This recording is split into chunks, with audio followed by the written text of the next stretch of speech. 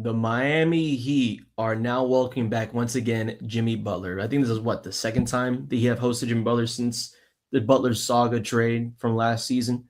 This will be an all-time game. Obviously, the storylines, all that in the mix. But even more important, though, for the Miami Heat, Bam Adebayo, the forward, the all-star guy, he's a game-time decision, as well with Nikola Jovic. Not saying that he's going to be starting for the Heat. We have yet to know. We're actually recording this at 1 o'clock p.m. So a little bit of a pre-game for the Miami Heat episode today. But the King returns. LeBron James making his season debut, breaking 23 straight years in the NBA overall record historically for the league. And, of course, the big man issue. What is going on? Wembanyama, Giannis Antetokounmpo. They can barely stay on the floor. We got that and more coming today on Courtside.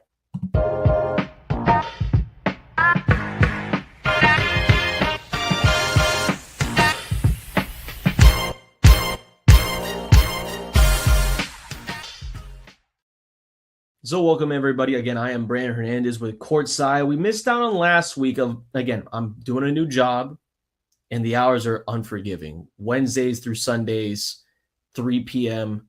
through midnight, and again, that's just working in sports, right? So podcasts are going to be recorded a little bit earlier. I might just debut them in the morning in the future. Who knows? Still trying to balance that. But speaking of balancing acts, the Heat's trying to balance act playing an incredible performance on offense. They've been one of the biggest threats throughout the entire NBA season. They lead the league in points per game as a team, top 10 in assists as well, and a lot of other categories. But the defense, they've been allowing a lot. They've been allowing over 120, 130 points per game in today's NBA. And on top of that, the offensive rebounds, they get out-rebound nearly every single game, and especially on the boards offensively. So that was an issue that we saw against New York. They kind of went 1-1 in a back-to-back. And funny enough, I didn't realize it, but first back-to-back of it was in New York, and then they went to Miami for the second one. Who makes that travel call? To me, that didn't make a lot of sense. But yeah, the Heat were able to take advantage of the home court. Kelly Ware able to play some phenomenal defense inside the paint on the last possession. Heat winning it by basically a possession, 2 points over New York. And now they find themselves 8-6, slowly climbing back in the standings against a 9-7 Golden State team, who honestly is on fire with Stephen Curry. Stephen Curry, I believe, now 22nd all-time in points.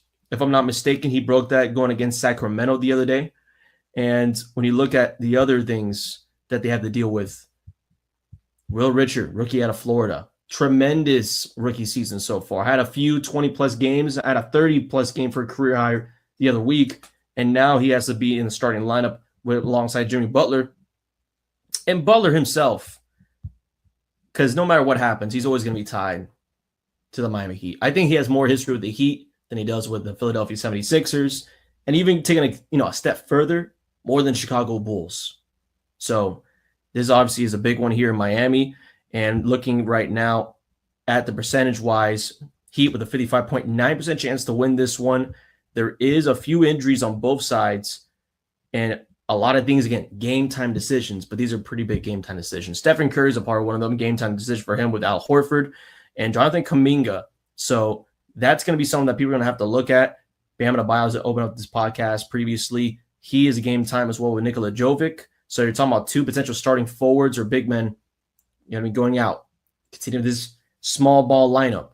And I know I said it before on Monday's podcast for Plucked Out Sports, which of course is every single Monday at 10 p.m.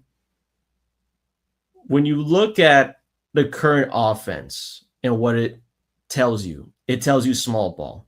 It tells you Jaime Hawkins is going to be with the ball going coast to coast in transition, looking for guys to pass it around. It tells you that Davion Mitchell might be your best defender at the moment. And I mean that in the sense of the backcourt. In the front court with the big man, you got Kelly Ware, but Kelly and who else? Right?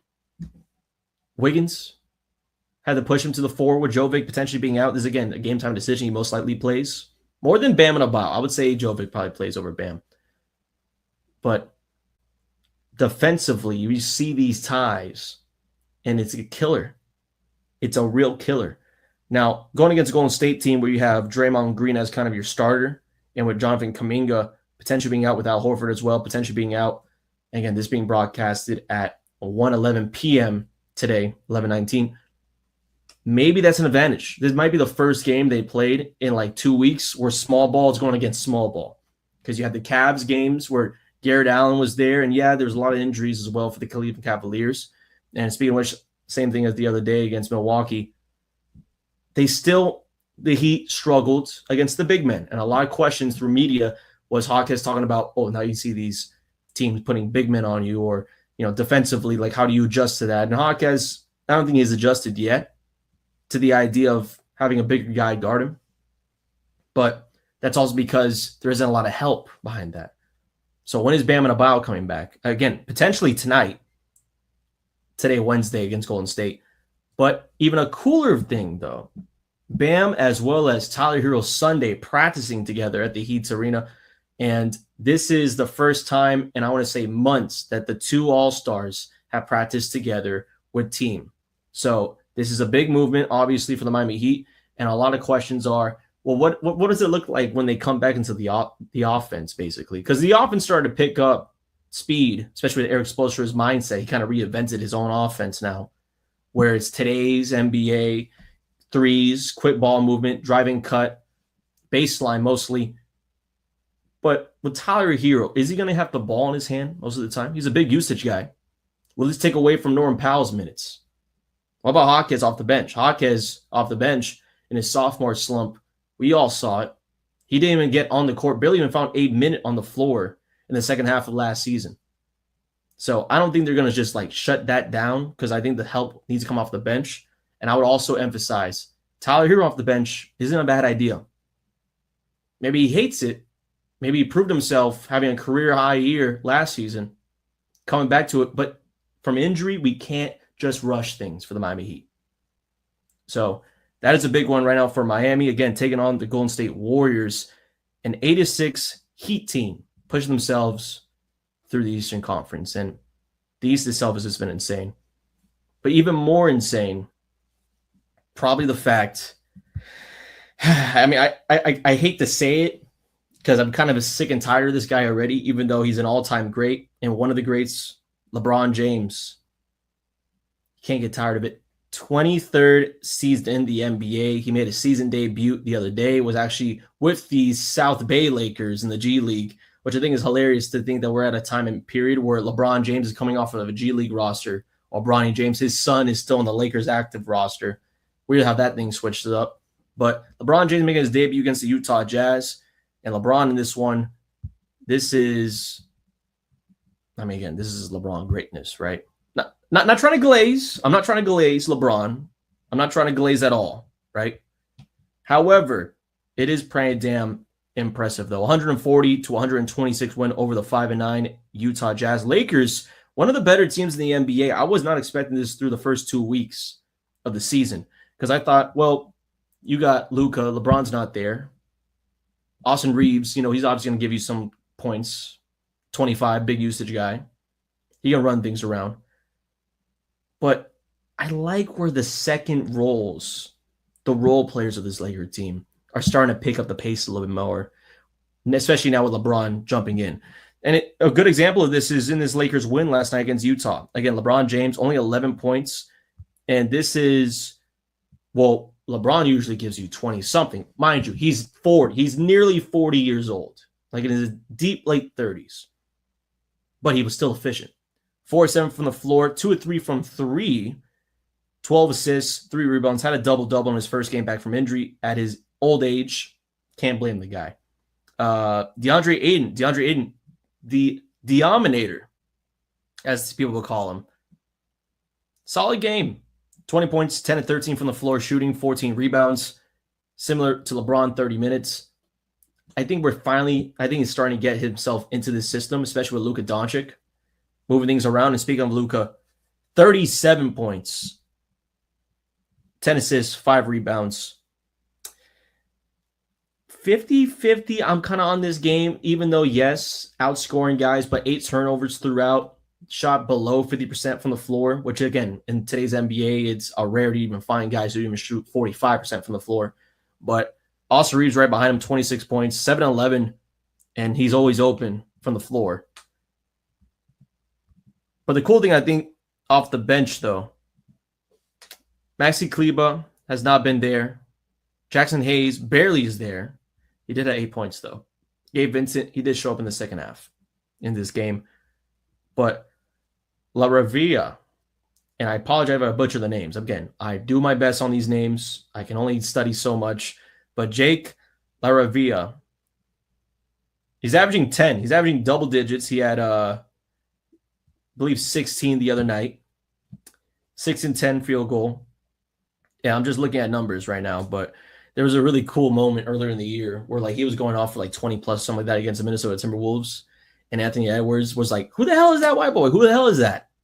Who the hell is that?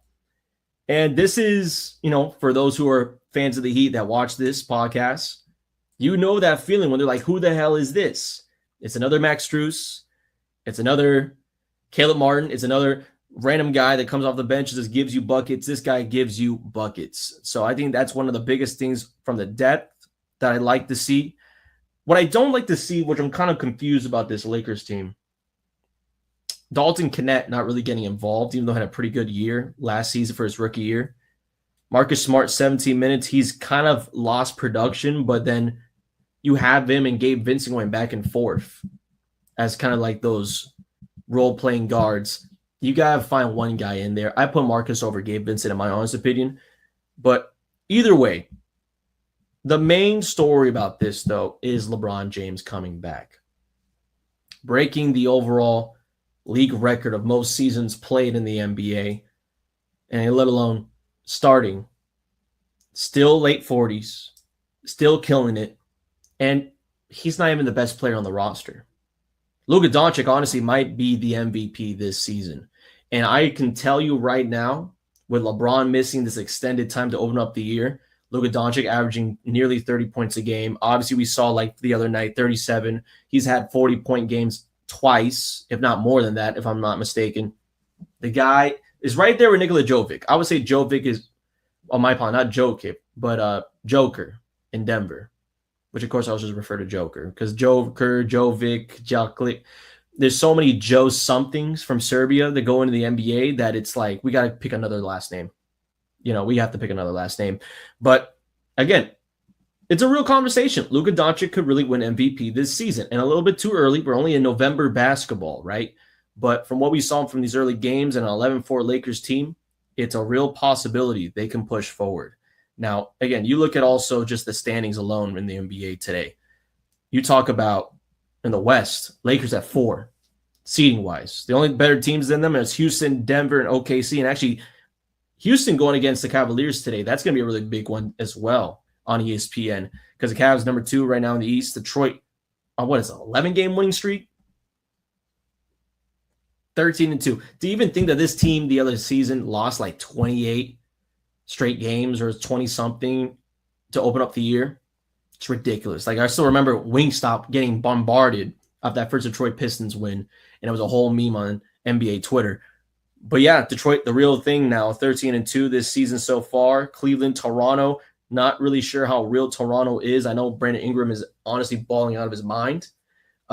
Knicks at 4, 76ers with Edgecombe, Atlanta at 6, Heat at 7. And again, big game against the Warriors today. He could potentially honestly move up to like the 5th spot, 6th spot. They're only a 4.5, really half a game behind Philadelphia and Atlanta and New York. So they could move to the number 4 spot in the East. Again, they were there originally earlier in the year. A lot of other teams where it's like they're slowly getting their groove back and like we're starting to see like fool's gold melt away. Like the Chicago Bulls never won in the East for like a long minute to open up the year. They're starting to drop games. Right now, they are now 7-6. And the Celtics have won 3 straight, 8-7. So that could potentially be a quick swap between the 8 and 9 seed. And with the Heat, depends what happened with Miami. If they lose today, they might drop below all the way down to 9. So again, early in the season, but you're looking for your footing, right? You're looking for, can that Miami Heat stay in a top spot going through? Either way, we're talking about East Conference right now. I do want to go back to the West because, again, I was talking about LeBron James earlier. Western Conference, we're looking at OKC at 1, as said previously, Denver, Houston, Lakers, San Antonio Spurs at 5, 6, Minnesota, Phoenix at 7, Gold State at 8.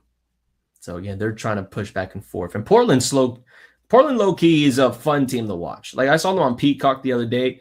Not a bad roster. Ever since Chauncey Billups left and they got Splitter out there, it's like night and day. So you can definitely tell he's not making it out of the FBI investigation on gambling. There's absolutely no way. The UNC team of the NBA, Los Angeles Clippers, 4-10. No idea what's going on there. Memphis, Dallas.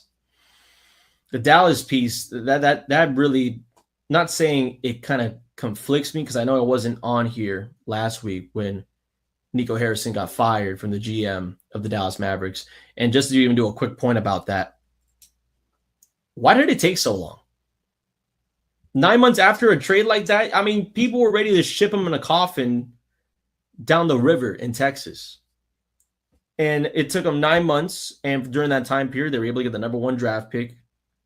They were able to get, Klay Thompson on board and things like that. But Klay hasn't been himself. Kyrie Irving barely on there. Anthony Davis dealing with injuries in his own right. Cooper Flagg, again, I don't think Cooper Flagg is the strongest rookie in this rookie class. Real early, obviously, but it's just not, there was a world where, like, yeah, if all these guys are healthy, plus you have still Lively off the bench, and like, I could see it,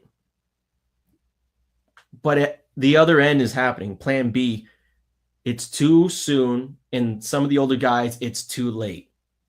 It's too late. And for Luka, honestly, it really was the case of he's the best right now and still getting better. That's what we see with the Lakers, where he's basically an MVP candidate, and you got an MVP candidate out of your team for defensive reasons. In today's NBA, where teams are scoring at 130 no matter what happens. 110, the average over, at least, to win in today's NBA. So it's despicable. But speaking of which, though, staying in the state of Texas, though, quick podcast here. San Antonio Spurs cap strain for Victor Wembanyama. He is going to be sidelined for a few weeks, and obviously you do not want anybody dealing with sprains playing on the court. We saw what happened to Tyrese Halliburton in Game 7 of the NBA Finals. Similar injury. One bad move, and it's like the whole year is gone. So Victor Wembanyama dealing with another extended time injury. We had seen this previously before with his shoulder after playing the Olympics. Then you also have Giannis Antetokounmpo dealing with injury as well. He's going to be out for at least 1 or 2 weeks. I think the extended injuries that we're seeing in the NBA has to deal with the type of players that are on the floor as well. You're not seeing like guys like Edwards going injured like this. You're not seeing guys like Jaylen Brown going in injured like this. It's usually the guys who are putting strain on their body, who are at tall lengths. And we can also tell, whether it's skinny or built, because Giannis Antetokounmpo and Victor Wembanyama are 2 different builds, even though similar, tall, lengthy, athletic. It's really killing them. And the question is, how much of an impact will these losses be for Milwaukee? How much of an impact will these losses of, again, being that player gone due to injury, that being the loss, what does that loss on your roster look like down the line? Because Milwaukee right now 8-7, but still a very competitive Eastern Conference. They're 11th in the standings. Actually, funny enough, they're 11 teams with above 500 record right now in the East. In the West, a little bit different. 8 teams.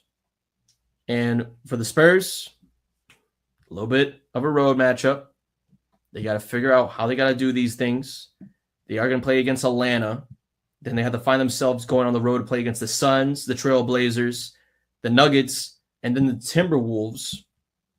So this is going to be a far stretch of, and you already, I'm telling you right now, you're looking at some of these games, Denver and Minnesota back-to-back, kind of only 2-day rest, maybe even a day rest with flight.